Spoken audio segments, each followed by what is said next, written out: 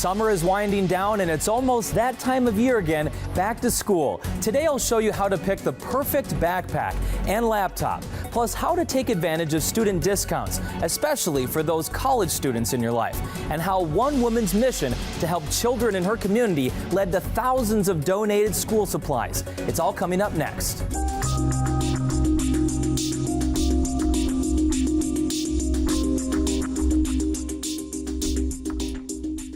Welcome to Your Money. I'm your host, Gordon Severson. Today I'm talking about the time of year kids dread the most, back to school time. But the end of summer isn't just tough on students, it can be tough on parents and grandparents' bank accounts too. That's why today I'm talking about ways to lighten your shopping load while still making sure your scholars are on the path to success. So you've probably already seen the back to school displays at your local store, and one big item you might need this year is a new backpack. No matter what your student is carrying to class, you want to make sure they aren't hurting their back in the process. Sarah Sanchez spoke to a chiropractor about what to look for when purchasing a new backpack. Size, weight, fit, it's all important when it comes to backpacks and sending students off to school. Whether they're 8 or 18, a growing spine is vulnerable to back injury, says Dr. Jessica Taglerini, the president of the Connecticut Chiropractic Council. Let's talk about the proper backpack sizing for each child, because it's going to be different. It is, depending on the child's height and their torso length. You don't want the bottom of the backpack to fall more than 3 to 4 inches below the natural waistline. Now, if it does, you can just tighten the straps. If when you tighten the straps it's still too long, then that's too big of a backpack for your child. Don't order something online. Actually go to the store and make sure it fits your child properly. Dr. Taglerini says it's important kids use both backpack straps, not just the one strap look. Kind of looks cooler, but it's not cool because that's really straining your back on one side and can lead to lots of chronic back issues, including scoliosis. Scoliosis can worsen over time, leading to back pain in adulthood if left untreated. According to the International Chiropractic Pediatric Association, they suggest that a backpack's contents and the pack altogether not weigh more than 10 to 15% of your body weight, which is not very much if you think about it. Dr. Taglerini says the heaviest thing in a student's backpack is often a laptop, and even elementary school students are responsible for bringing one back and forth from home to school. So what I suggest is have a laptop case like this and hold it under your arm rather than put it in your backpack and have one more heavy thing in there. Have your child go through their folders and get rid of things they don't need. I remember one year my child in May had things from September in his folders still. Something else she says is important: how you pick up a heavy bag. You need to bend at the knees and not the back, and lift with your legs. You should also pay attention to signs your child's backpack is too heavy or the wrong fit. Dr. Taglerini sees the signs at her clinic when treating young patients.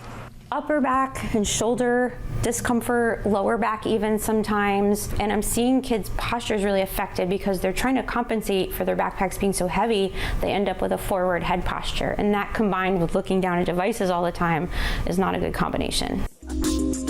Many students are already hunched over looking at their phones and tablets, so you don't want to make their hunch worse. And these tips aren't just great for kids, they can be helpful for adults carrying backpacks as well. Backpacks are just one thing families may need to buy for the school year, and depending on how old your student is, those back-to-school shopping lists can be long. According to the National Retail Federation, as of July of this year, more than half of back-to-school and college shoppers had already started shopping for the upcoming school year. The top reason people say that they start early is to spread out their budget. So the breakdown of estimated costs K through 12 goes like this. On average, parents are budgeting just under $310 for electronics, $254 for clothing and accessories, $141 for school supplies, and $170 for shoes. College students should be ready to spend even more, with the average student expected to spend more than $1,300 for the 2024 school year. We know that things like electronics are a much bigger portion of back to school and college spending than they used to be. So it's easy to see why the stereotype of broke college students still exists today. Luckily, a university ID or email address is all many students need to find savings on streaming services, movies, electronics, and the computer software they need to succeed. Check with your college to find out more about these discounts and where to use them. While back-to-school shopping for college students may be more expensive on average, with K through 12 students, there is so much more to buy. All the markers and pencils, the lunch boxes and water bottles. Jane Monreal shares some tips on how to find everything fast and save some money. Back-to-school shopping is going to cost you a pretty penny, leaving some people asking, where's the money? According to Consumer Affairs, you could end up spending around $300 in supplies this year. That's why WCNC Charlotte is helping you get back and get ahead of back-to-school shopping with some ways to save. According to Consumer Affairs, 3 out of 4 parents say they would try any workaround to save money on school supplies, with some even dumpster diving and stealing from work. But there are other ways to save.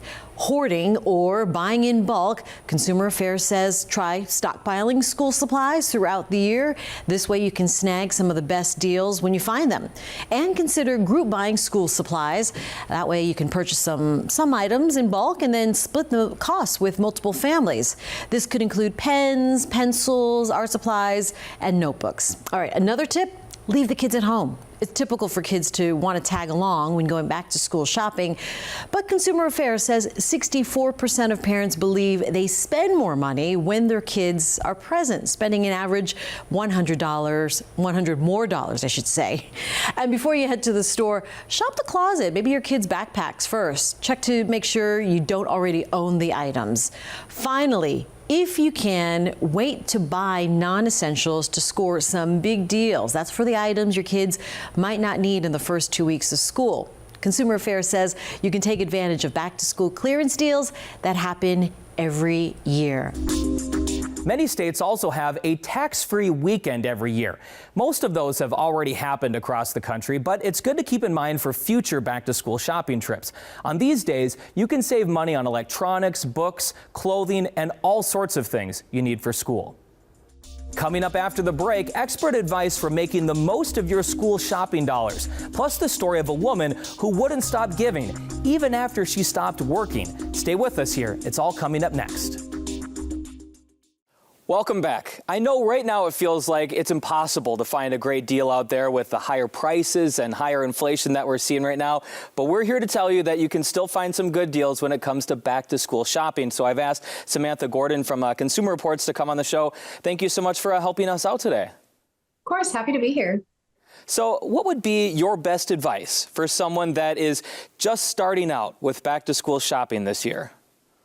My best advice is don't feel rushed. You have plenty of time to get everything you're going to need. Your kids aren't going to need every single item on that list the first day of school. So you can really take your time to shop and try to shop around and take advantage of deals, as we tend to see sales come and go around back to school season. What's standing out to you this back-to-school shopping? Any items or any categories or themes that you're seeing standing out, or any good deals or anything like that? We're seeing deals on a lot of items, especially around tech products. If your kid needs a new laptop or headphones, need a new printer, we're seeing a lot of sales there start to crop up. They're not the best prices you're going to find. We did miss that window. There were a lot of sales in July where we saw much better pricing, but there are still discounts and they are still worthwhile if you really do need something. That said, if you don't need it right away, we recommend waiting. There tend to be a lot of big sales in October. Amazon started running its October sales to kick off the holiday season. Other retailers are following suit now. So if you can wait until October, if you can spread out that shopping, you'll be able to take advantage of even more savings then. So if it's more of like a family laptop that your students use at home, you can wait on something like that, and October might be the good time to get it. Exactly. You've already got a device that works well enough and it can get your kid through that first month or two of school. You'll be able to get something newer and a little bit better come October. But if you can't wait, we recommend looking at refurbished products or older model year products. What we've seen is a lot of things that were on sale last year are still on sale this year, and they're even bigger discounts. I know I saw a laptop yesterday that was $200 less this year than it was last year. So there are still options to buy. I know a lot of parents, myself included, we don't even know where to start when it comes to buying a laptop. What should you look for when buying a good laptop for your kids that, is affordable, but also has everything they need? Well, first of all, you need to know what it is that they need, what programs they're going to have to be able to run, and what laptops are capable of that. So a lot of kids can get away with Chromebooks, which tend to be much cheaper than laptops. They're not quite as powerful. They don't do quite as much, but they're still very capable of getting your kid through the school year. That's a great way to go about it. Otherwise, it really comes down to doing your research, knowing what your budget is, knowing what you need in terms of memory, processing power, things like that. Look into those products, read reviews from places like Consumer Reports. We test things in labs, but also read customer reviews to find out what the actual hands-on experience is going to be like, so you know what to expect when you actually decide to make that purchase. Yeah, I know a lot of times I've purchased electronics and then, something comes up that I never would have thought of, like, oh, this is, a little slower, or this happens. And oftentimes I'll go back and I'll see the customer reviews. They mention that these things that the manufacturer maybe might not have noticed or might not tell you, but when someone who actually used the product, they'll tell you right away, you're going to experience this. Exactly. And when we test things in our labs, we look at so many different aspects of a computer, but it's really good to get that holistic sense of what the product is actually like to use in your home. And we do test a lot of products in our homes as well, but we're just a handful of people. There's going to be other people out there who are going to offer a different perspective. So you really get the best sense of what a product is going to be like to actually own and use if you really expand your research. Don't look at just one review, look at a handful of them. So if a parent is buying a new laptop for their kid and it's not something that's, crazy, like a computer gaming system that's thousands of dollars, what's kind of the range that they should expect to spend on something like that? That really depends. Laptops vary in prices quite a great deal. Chromebooks can be under $200 and laptops can go to well over $2,000.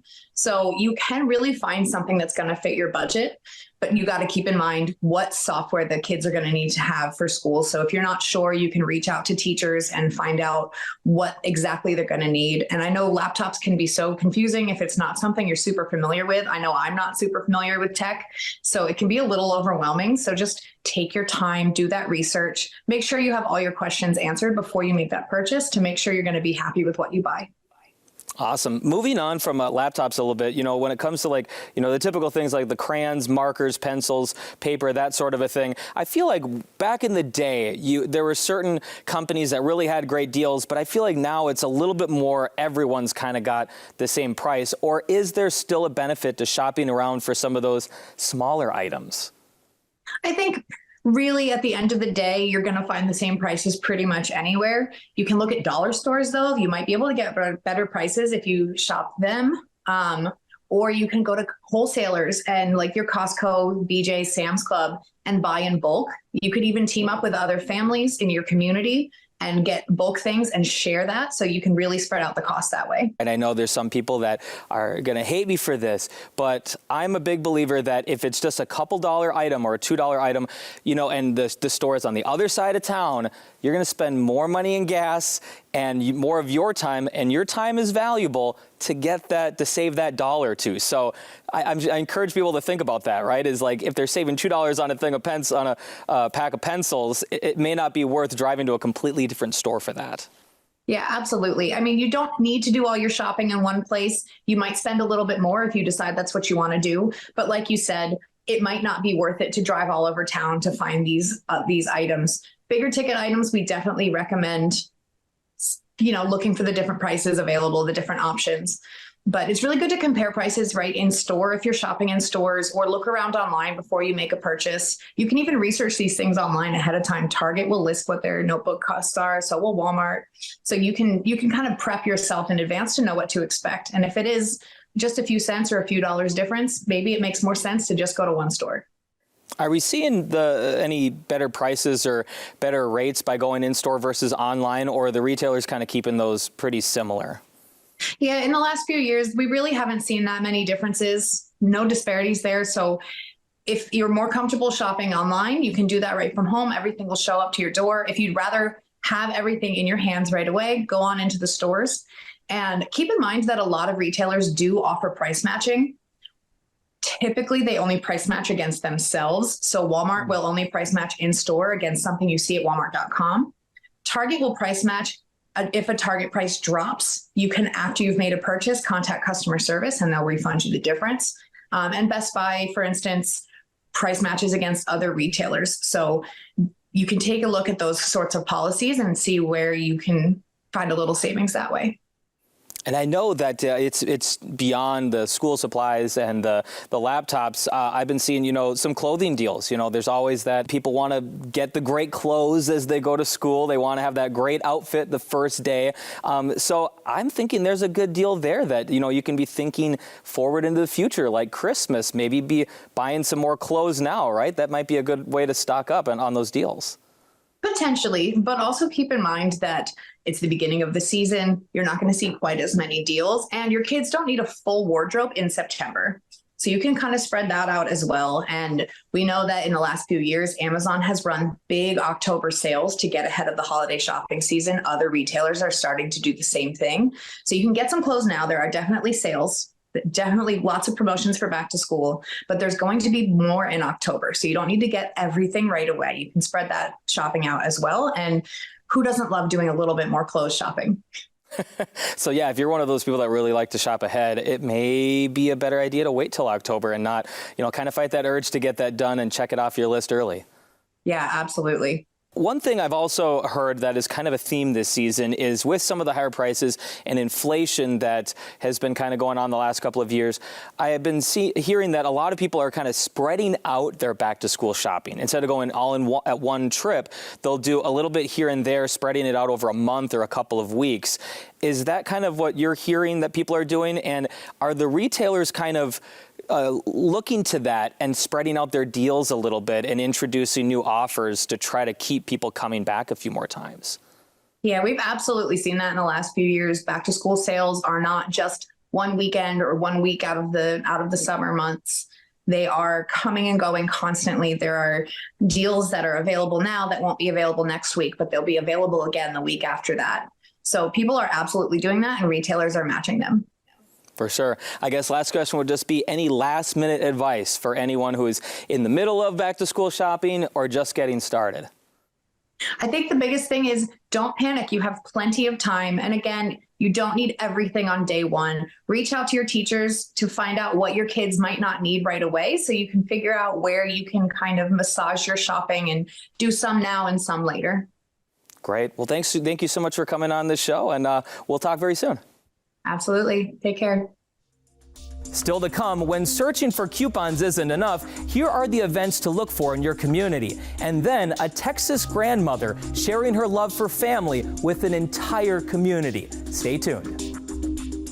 Welcome back. I've talked a lot about school supplies and everything kids need on their first day. But part of getting your kids ready for their first day is also about new clothes. There's nothing like walking into school on your first day with a new outfit to give you some confidence heading into the new school year. Don't be afraid to shop secondhand, though. If your community is anything like mine, there are plenty of local thrift stores to choose from. If you prefer to shop at a department store, make sure you visit the clearance rack for great deals. And remember those online options like Poshmark and Facebook Marketplace. Free community giveaways are a good place to stock up too. The kids can get a free backpack, the folders and notebooks they need, and often these events will do haircuts, snacks, and have some fun activities to get the kids excited for school. With the average family spending more than $800 this year on back to school shopping, there's nothing wrong with needing some help. Because it helps everybody, in these hard times. Yeah, I'm a father of 3, and it definitely helped me. Check online to find a local event like this near you. One of these free backpack giveaways has been going on in Lockhart, Texas for the past 6 years. It was started by a grandmother and her grandson after they saw the need in their neighborhood. Malia Masamoto brings us the story. It's like Christmas for these kids and their families. Getting backpacks and supplies for free ahead of the school year. We got backpacks, we got school supplies. Someone like me with so many of them. Last year it was just him. So this year all of them are going to school. So it was very helpful for me. Families lined up at 7 for Connie Esamaya's free backpack drive. This year she will give out her 4,000th free backpack. We start at 9. They said, that's okay, I want to be first. I want to be first, and they were standing out at the door. Connie and her grandson, John Matthew, J. Matt, started this drive out small 6 years ago. John Matthew and I are the ones that started out in front of my yard. We had small tables. He was a whole lot younger. Now it's grown to this annual tradition for them and the community. I just believe everybody is just so excited. I don't think anybody slept last night. Herself and most of her family also worked in the education field, so they're passionate about education. But more than that, they're passionate about family. We grew up, respecting each other, loving each other, helping out each other, not only each other, but anybody else that needed, help. And it's something they're passing down to the younger generations. That's been instilled in me to give back with whatever means I have. Yes. We're teaching that to my little cousin and so on and so forth. Yeah. Although the drive is over, it won't be long until they start filling Amaya's house with boxes of backpacks for the next one. How soon after last year's drive did y'all start preparing for this one? The following day. I mean, no joke. It's true. So planning for next year's drive starts right now. In Lockhart, Malia Masamoto, KVUE News. What a great story. I hope you have good people like this helping out in your community as well. Today I've been talking mostly about the ways for grown-ups to benefit from back-to-school savings. But school shopping can be a great time to get the kids' brains ready for school as well. If you're bringing your student with you when you pick out the folders, notebooks, backpacks, and more, take the time to start a conversation about budgeting or challenge your scholar to find the best deal on similar items. Making shopping fun can reduce some of the anxiety your kids could be feeling about the new school year, and it gets them involved in the savings as well. Well, that's all we have for today. I hope you and your kids have a great and productive school year. For Your Money, I'm Gordon Severson, helping you save, spend, and invest your money wisely. I'll see you next time.